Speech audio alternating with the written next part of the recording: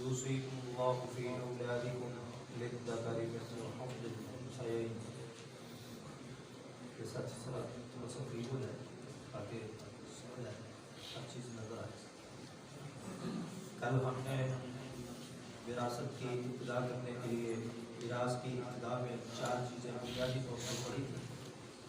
ان میں سے سب سے پہلی چیز ارکان میراث 3 تھے، اور پھر اس کے بعد شروط میراث یعنی وراثت کی تقسیم کے لیے 4 شرائط ہیں، اور پھر اس کے بعد اسباب میراث یعنی سبب کون سے ہیں جن کی وجہ سے انسان وارث ٹھہرتا ہے اپنے جو مورث کا فوت ہونے والے کی جائیداد اور اس کی پراپرٹی کا.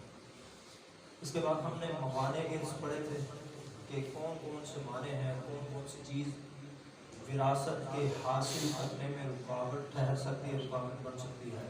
یہ 4 چیزیں ہم نے کل کے سبق میں ابتدائی طور پر پڑھی تھی، جو کہ بہت ہی بنیادی تھی، اور مجھے امید ہے کہ آپ سب نے ان کو یاد کر لیا ہوگا. آج کے سبق میں ہم یہ 3 چیزیں پڑھیں گے. سب سے پہلی چیز ہے حقوق اربع. انسان فوت ہو جاتا ہے، انسان جب چلا جاتا ہے دنیا سے، اب اس کے ورثاء ہیں. اس کا جو ترکہ ہے جو اس نے چھوڑا ہے، اس ترکے کے ساتھ 4 چیزیں تعلق رکھنے والی ہیں. سب سے پہلی چیز تجہیز و تکفین. مثال کے طور پر کہ اس کے ایسے ورثاء ہیں جو کہ فقراء ہیں، ان کے پاس تو ایک وقت کا کھانا بھی بہت مشکل سے ان کے پاس ہوتا ہے. اب جو مرنے والا ہے، جو فوت ہونے والا ہے، اس کا مال ہے، اس کی جائیداد ہے، اس کی پراپرٹی ہے، اور اس پر قرض بھی ہے. اس پر قرض کے باوجود سب سے پہلے کس چیز کا اہتمام کیا جائے گا؟ تجہیز اور تکفین. یعنی یہ لازمی ہے، یہ فرض ہے، اس کی تجہیز و تکفین کا خرچہ اسی کی جائیداد میں سے جو ہے اٹھایا جائے گا. ویسے یہ تو بہت ہی اچھی بات ہے کہ کوئی اپنی طرف سے اس کی تجہیز و تکفین کا خرچہ اٹھا دے، اور یہ اللہ تبارک و تعالیٰ جس کو عنایت فرما دے، جس کو توفیق دے. بہرحال تجہیز و تکفین جو ہے اس کے مال میں سے پہلے اس کا اہتمام کیا جائے. اس کا مطلب ہے کہ بعض علاقوں میں قبر کھودنے کے پیسے بھی لیے جاتے ہیں اور گراں قیمت لی جاتی ہے، اور اسی طرح کفن وغیرہ، یعنی تجہیز و تکفین مکمل اہتمام کیا جائے اسی کے جو ہے جائیداد میں سے. دوسرے نمبر پر قرض ہے. قرض کو ادا کرنا ہے، اور اس میت نے جاتے وقت وصیت بھی کی تھی کہ میرے مال میں سے اتنا مال جو ہے فلاں کو دے دینا، چونکہ میری زندگی اچھی گزری، اس کے ساتھ میرا تعلق رہا ہے، اور میں اور وہ کاروبار اکٹھا کرتے رہے. یعنی کوئی بھی چیز ہو کہ وہ ہمارا بہت پیارا عزیز ہے، وہ غریب بھی ہے، اس کا حق بھی بنتا ہے، چلے اس کے حق میں وصیت کر دیتا ہوں.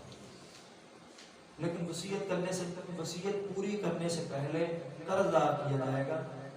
جتنا مال بچ جائے اس مال میں سے قرض کو ادا کیا جائے. اب قرض جب ادا کیا ہے، اس کے مال میں سے کچھ مال بچ گیا، تو پھر وصیت کو پورا کیا جائے گا کہ اس نے وصیت کی تھی ہمیں کہ فلاں کو اتنا مال دے دیں. اب یہاں پر ایک بات یاد رکھیں کہ وصیت لازمی اور فرض نہیں ہوتی کہ ہر کوئی وصیت کرے.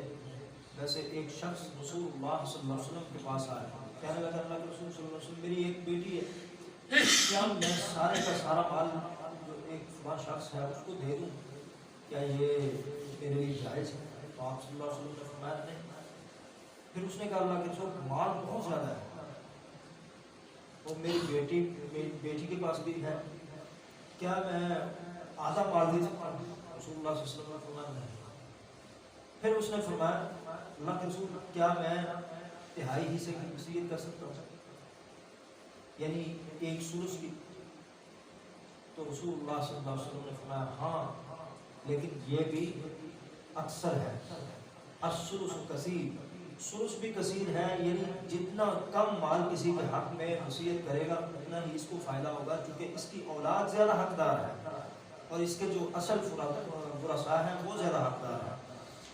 اور وصیت کے پوائنٹ میں ایک چیز یہ بھی مد نظر رکھیں کہ وصیت جو حقیقی ورثاء ہیں، جو اصحاب الفروض ہیں، جو وراثت لینے والے ہیں، جائیداد لینے والے ہیں، ان کے حق میں نہیں ہو سکتی۔ وصیت کسی اور کے حق میں ہوتی ہے۔ مثال کے طور پر بیٹا ہے، بیٹی ہے، بیٹے اور بیٹی کے حق میں تو مال آ جانا ہے جس کو قرآن و حدیث نے مقرر کیا ہے۔ اس کے بعد کوئی ایک ایسا وارث ہے جس کا ہمارا اس کے ساتھ بڑا اچھا تعلق تھا، تعلق کی بنا پر اس کے حق میں وصیت کر سکتا ہے۔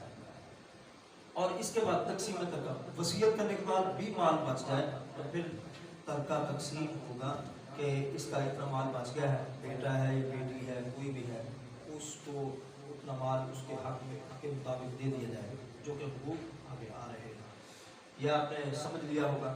4 چیزیں ہیں کہ اس نے ترکہ چھوڑا ہے، ترکے میں سے سب سے پہلے تجہیز و تکفین کا اہتمام کیا جائے، اور پھر اس کے بعد قرض کا اہتمام کیا جائے، اور پھر اس کے بعد وصیت کو پورا کیا جائے، اور پھر اس کے بعد جو ہے باقی بچ جائے اس کو تقسیم کر دیا جائے گا پورا سامنے۔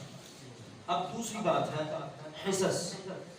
اس مال میں سے 6 حصص بن سکتے ہیں، بیک وقت نہیں بلکہ ایک وقت میں ایک ہی حصہ بنے گا۔ مثال کے طور پر نصف، ربع، سوم، سدس، سدس، سدسان۔ یہ آپ کو سمجھ نہیں آئی ہوگی شاید۔ یہ 6 حصص جو ہیں قرآن و حدیث نے مقرر کیے ہیں کہ پورے مال کے یا تو 6 حصے 2 حصے بنائے جائیں گے، یا پھر 4 حصے بنائے جائیں گے، یا پھر 8 حصے بنائے جائیں گے، یا پھر 3 حصے، یا پھر 6 حصے، یا پھر 3 حصے۔ ٹھیک ہے، اچھا یہاں پر میں نے دو مرتبہ 3 کا لفظ بولا ہے، یہاں پر بھی 3، یہاں پر بھی 3۔ یہ سلسان ویسے تسنیہ ہے اس کا، سلس اور سلسان، یہاں بھی 3 ہی حصے دیتے ہیں۔ دیکھیے یہ قرآن و حدیث نے کس لیے مقرر کیا؟ مثال کے طور پر ایک بیٹی ہے اور ایک باپ ہے۔ بیٹا جو ہے فوت ہو چکا ہے، باپ ہے اور ایک اس کی بیٹی ہے، تو بیٹی کو ایک بیٹی، صرف ایک ہی بیٹی ہے اور ایک باپ ہے۔ باپ کی موجودگی میں پورا مال جو ہے، جتنا بھی مال ہے، چاہے 1 کروڑ ہے، 1 لاکھ ہے، 2 لاکھ ہے، 50,000 ہے، جتنا بھی ہے۔ مال کس نے چھوڑا؟ ہو فوت ہونے والا کون ہے؟ باپ کا کون ہوتا ہے؟ بیٹا ہوتا ہے نا۔ بیٹے کی آگے بیٹی ہے، یعنی دادا اور پوتی، دادا اور پوتی موجود ہے۔ اب درمیان سے بیٹا نکلا، اب جو ہے بیٹا فوت ہو گیا، اس نے جائیداد چھوڑی ہے، تو یہاں سے سدس کو لے گئے، کیونکہ باپ کا 6واں حصہ بنتا ہوتا ہے، جو آخری حصہ ہوتا ہے نا، اس کے مطابق مسئلہ بنا لیا جاتا ہے۔ 6 میں سے 6واں حصہ باپ کو، اور اس 6 میں سے آدھا کتنا بنتا ہے؟ 3 بیٹی کو مل جائے گا، باقی جو بچے گا وہ دوسرے اسباب میں تقسیم ہوگا۔ باہر یہ آگے جا کر آپ کو از خود سمجھ آ جائے گی۔ یہ صرف یاد رکھنا ہے آپ نے، یہ حقوق اربع اور یہ 6 حصے، بس قرآن حدیث میں 6 حصے بیان ہوتے ہیں، اس سے بڑھ کر نہیں۔ آگے ورثاء کی تعداد، ورثاء وارث کون بنتے ہوتے ہیں؟ جن کا قرآن حدیث میں ذکر آیا ہے اور جن کو وارث ٹھہرایا گیا ہے۔ ویسے تو معمول یعنی نان کے جو ہیں وہ بھی وارث بنتے ہیں، اور جو ہے اسبات ہیں وہ بھی وارث بنتے ہوتے ہیں، لیکن ان کی باری دوسرے نمبر پر ہے۔ سب سے پہلے یہ ہے ان کو وراثت ملے گی، اگر ان سے بچ جائے تو پھر دوسرے اسبات کو تقسیم ہوگا، اور پھر اگر ان سے بھی بچ جائے تو پھر جو ہے اصحاب الموارث اور جو نان کے ہیں ان پہ تقسیم ہوگا، ذوی الارحام۔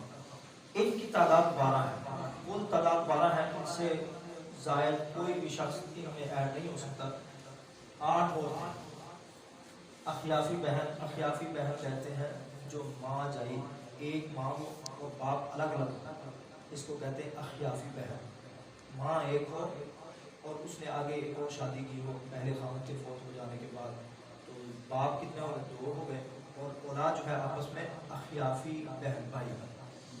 ان میں سے اخیافی بہن اور اللاتی بہن، اللاتی کہتے ہیں باپ ایک ہو اور ماں 2، تو آگے ہے عینی بہن یعنی حقیقی بہن بھائی ہے، باپ اور ماں ایک ہی۔ دادی نانی، یہاں پر بعض نے تو شمار علیحدہ علیحدہ کیا ہے، لیکن اکٹھے بھی کیا جا سکتا ہے، کیونکہ ماں کی موجودگی میں دادی نانی دونوں محروم ہو جاتے ہیں۔ दादी नानी दोनों महरूम हो जाती हैं। बारह, दादी नानी, माँ, बीवी, बेटी, पोती, ये सब वारिस बनती हैं औरतों में से, खवातीन में से। और मर्द जो है चार है, बाप, खामद, दादा, अखियाफी बहन। यहाँ पर आप सवाल कर सकते हैं कि यहाँ पर बेटे का जिक्र क्यों नहीं है, क्योंकि बेटा भी जो है वारिस बनता होता है। असल में बेटा उस वक्त बनता है जब इनको हम तकसीम कर देंगे, इनमें से कोई एक वारिस आ जाए। मिसाल के तौर पर इनमें से कोई एक ले ले, एक बाप है, औरतों में से कोई एक ले ले, बहन है या फिर माँ है, माँ को ले लें, और एक बेटी है, माँ, बेटी, और इनमें से कोई एक ले ले, बाप ले ले, या फिर एक बेटा भी मौजूद है। बेटा बाद में बनेगा, पहले उनको दिया जाएगा, फिर जितना बच जाएगा वो बेटा लेगा।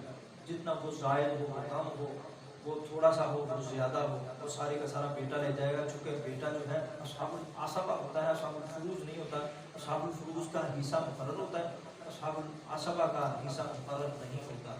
ये तीन चीज़ें आपने याद रखनी है। कल के सबक में चार चीज़ें थी और आज के सबक में तीन चीज़ें। हुकूक अर्बा यानी तरका छोड़ दिया, उसके तरके के साथ चार चीज़ें ताल्लुक़ रखती हैं। और हिस्स कितने बन सकते हैं, इनमें से कौन सा हिस्सा हम तकसीम करेंगे। और फिर खुलासा की तादाद 12 है, 12 में से कौन सा मैयत छोड़ कर गई है असहाबुल फुरूज में से। और फिर इसके बाद माल बच जाए तो फिर दूसरे खुलासा को देखा जाएगा जो ज़्यादा करीबी होता है रिश्ते के एतबार से।